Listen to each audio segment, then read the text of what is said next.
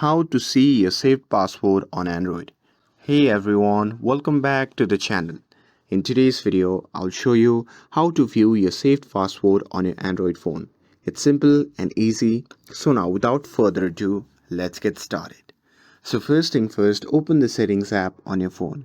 And now here, once you are inside the settings, simply scroll down all the way to the bottom and tap on Google. And now here, once you are in the Google services, simply tap on the option labeled as Password Manager. So since Google is the password manager, so here you will see the full list of all saved password across your Google account.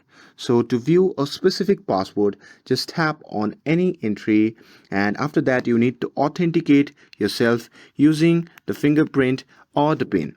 And once you're done with it, here you will see your username, email, and the password. So to view your password, just tap on the eye icon to reveal it, and here you can just tap and hold on your password to copy it as well. And that's it. That's how you can easily view your saved password on Android. With this, if you found this video helpful, then don't forget to like, share, and subscribe to get updated for more videos. Thanks for watching, and I'll see you in the next video.